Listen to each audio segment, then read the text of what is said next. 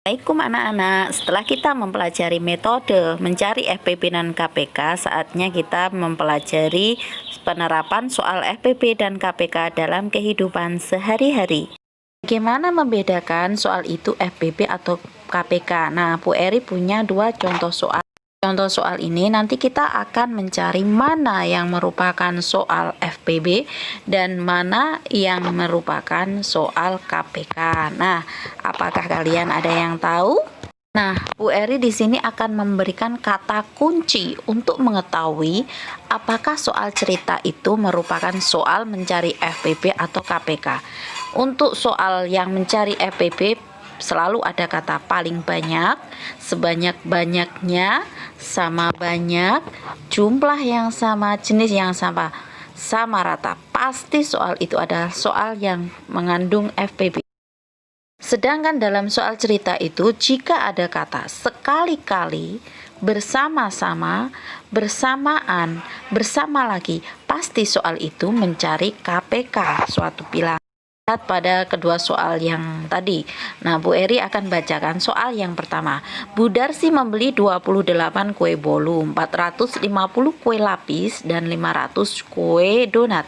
Kue-kue itu akan dimasukkan dalam kotak dengan jumlah masing-masing jenis sama banyak.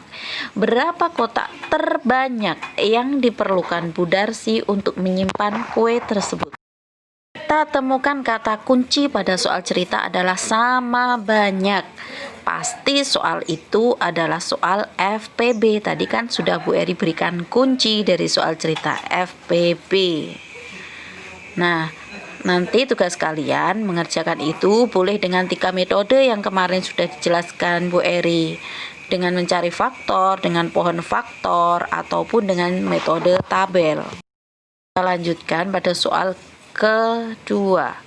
Andi berenang setiap 4 hari sekali, Budi berenang setiap 5 hari sekali, dan Tono berenang setiap 6 hari sekali.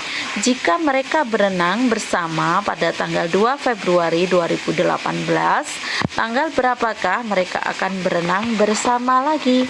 Cari kata kunci dari soal cerita nomor 2. Di situ ada kata bersama lagi. Nah, ada kata bersama lagi. Berarti itu menunjukkan adalah soal KPK. Nanti kalian bisa mengerjakan dengan 3 metode yang kemarin sudah Bu Eri ajarkan. Bisa dengan mencari faktor, persekutuan, kemudian dengan faktorisasi prima atau pohon faktor, bisa juga dengan tabel. Kalian sudah mengerjakan soal nomor 2, maka didapatkan KPK-nya adalah 60. Jika saat itu sudah diketahui mereka berenang bersama pada tanggal 2 Februari 2018, maka boleh dihitung ditambah 60 hari dari tanggal 2 Februari. Diingat, Februarinya ada 28 atau sampai 29. Maka akan didapatkan tanggal 3 April 2018. Jawaban dari soal nomor 2. Untuk pembahasan FPB dan KPK sampai penerapan soal FPB dan KPK sudah Bu Eri terangkan ya. Jika kalian ada yang kurang paham, silahkan diulang lagi videonya mulai dari awal mencari faktor ataupun mencari kelipatan, kemudian dengan 3 metode mencari FPB ataupun KPK. Dilanjutkan dengan video terakhir ini, mengenali soal cerita itu adalah soal FPB atau KPK. Nah, cukup sekian, semoga kalian mengerti ya.